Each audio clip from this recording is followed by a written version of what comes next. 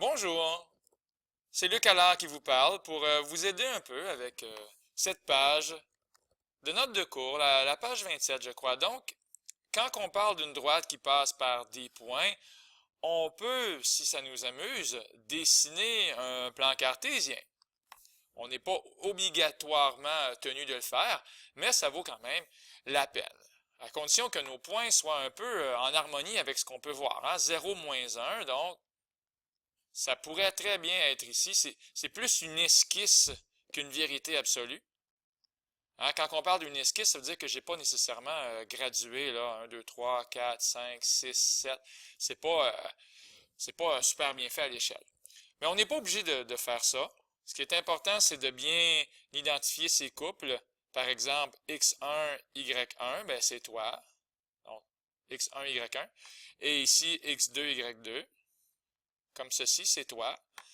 Mais si on fait une esquisse à la place, ben on va l'écrire plutôt ici, hein? X1, Y1, avec la virgule, s'il vous plaît, et X2, Y2. Ce qui est bien important, c'est de trouver le taux de variation, donc en faisant Y2 moins Y1 sur X2 moins X1. Donc, Y2 moins Y1, ce qui donnerait 0 moins moins 1. 0 moins moins 1. Des fois, on met des petites parenthèses, comme ça, c'est plus clair. Sur x2 moins x1, donc 7 moins 0, comme ceci.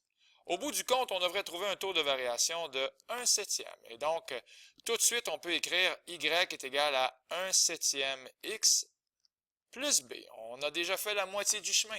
Et 1 septième, ben, on aurait pu s'en douter. Ça veut dire que lorsque quoi? Lorsque x varie de 7, y varie de 1, et on le voit ici, lorsque x varie de 7, 1, 2, 3, 4, 5, 6, 7, y varie de 1, c'est la technique de l'escalier. On lui dit bonjour. Deuxième étape, ben, on va tout simplement remplacer par un point qu'on aime. Alors, si j'aime ce point-là, à la place d'écrire x, je vais écrire 7, et à la place d'écrire y, je vais écrire 0. Donc, c'est parti. À la place d'écrire y, j'écris 0. Et à la place d'écrire x, j'écris 7. Entre parenthèses, c'est très bien aussi. Ça veut dire que je remplace x par 7. C'est clair, ici, il y a une multiplication cachée. Parce que la règle, c'est y est égal à a fois x plus b. Donc, le taux de variation, 1 septième fois x, qui a pris la valeur 7. Ça tombe bien, hein, parce que 1 septième fois 7, ben, ça fait 1.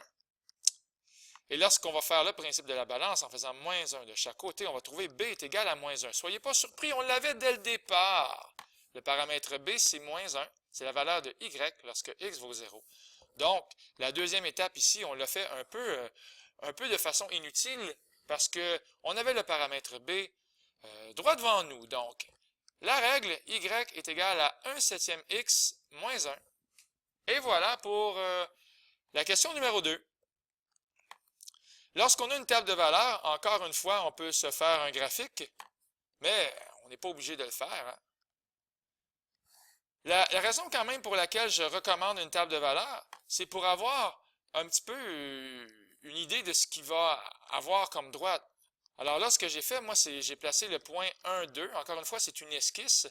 Et le point 3, moins 2.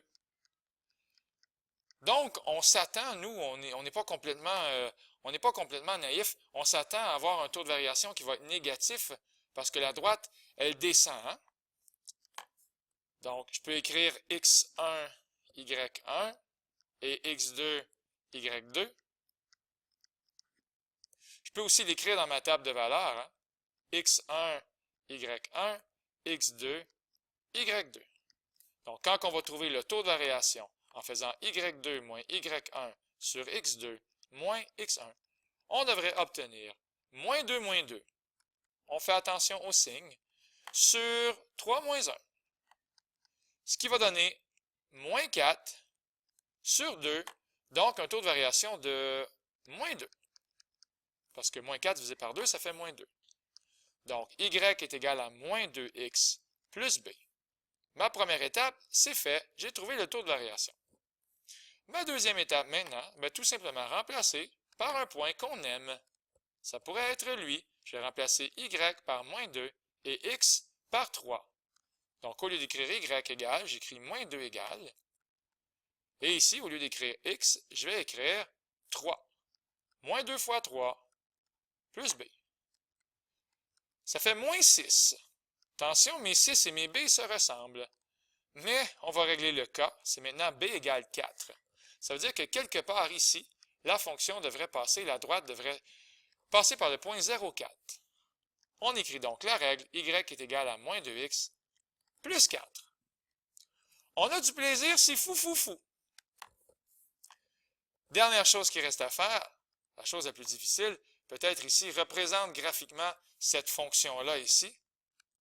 Depuis le début, lorsqu'on parle de fonction ou de droite, c'est toujours y égale, et encore une fois, y égale. Cette fois-ci, c'est un peu maladroit parce qu'on n'a pas y égale. Mais on va s'arranger pour l'avoir, notre fameux y égale. En fait, ce qu'on veut, c'est que notre y égale, quand on dit ça, ça veut dire que notre y, il est isolé.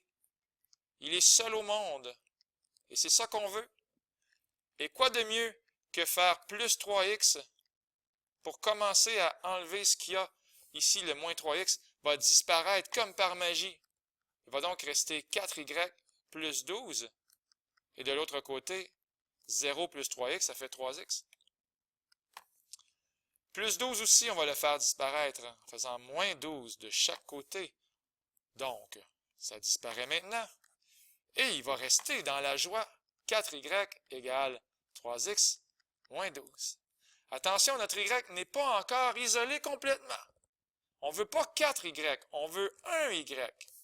Évidemment, le 1, on n'a pas besoin de l'écrire. Alors, quoi de mieux que de diviser par 4? C'est ce qu'on va faire ici.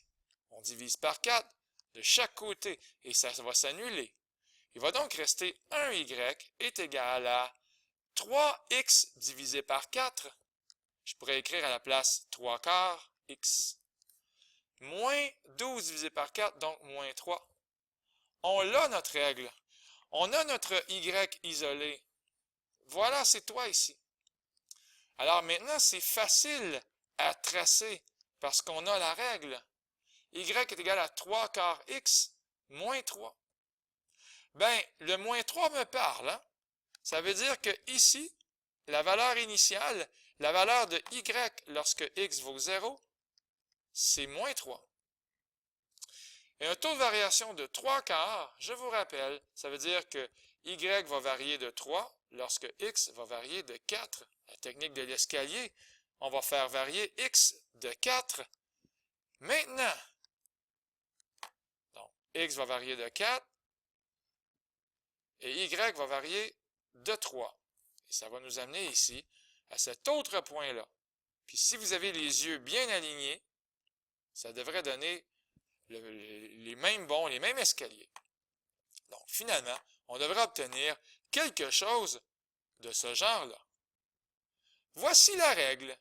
Voici le graphique plutôt de la règle y est égal à 3 quarts x moins 3. Juste un petit mot pour terminer. Ici, on a le point 0 moins 3 et ici, on a le point 4, 0.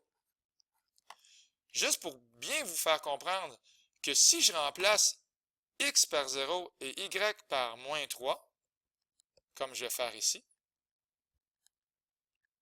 bien, ça va fonctionner. Égal 0. Bon, je vais essayer d'être un peu plus clair que ça. Oh, ma droite est disparue. Que c'est étrange. Donc, plus 12 égale 0. Donc, je mets un point d'interrogation pour vérifier. Juste pour vous rappeler, j'ai remplacé le y par moins 3 et le x par 0. Est-ce que c'est vrai que ça donne 0? Ben, moins 4 fois moins 3, pardon, 4 fois moins 3, ça donne moins 12. 3 fois 0, ça fait 0. Et ici, ça fait 12. Moins 12, moins 0 plus 12. Est-ce que c'est vrai que ça donne 0? Oui, c'est vrai.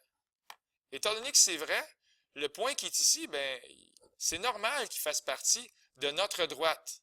D'ailleurs, je vais la retracer. Voilà. Même chose, si on voulait vraiment vérifier le point 4, 0, si vous remplacez x par 4 et y par 0, c'est vrai que ça va donner 0, je vous l'affirme. Parce que si vous remplacez y par 0, ça fait 4 fois 0, 0. Moins 3 fois x, donc moins 3 fois 4, ce qui fait moins 12, plus 12, ça fait bien 0. On est content aussi. Donc, ce point-là aussi, il a le droit d'exister en tant que membre de la droite. Ah, c'est bien dit. Donc, voilà. C'était la page 27 dans les notes de cours. Puis j'espère que ça vous a aidé. C'était Luc Allard pour le Collège Saint-Anne.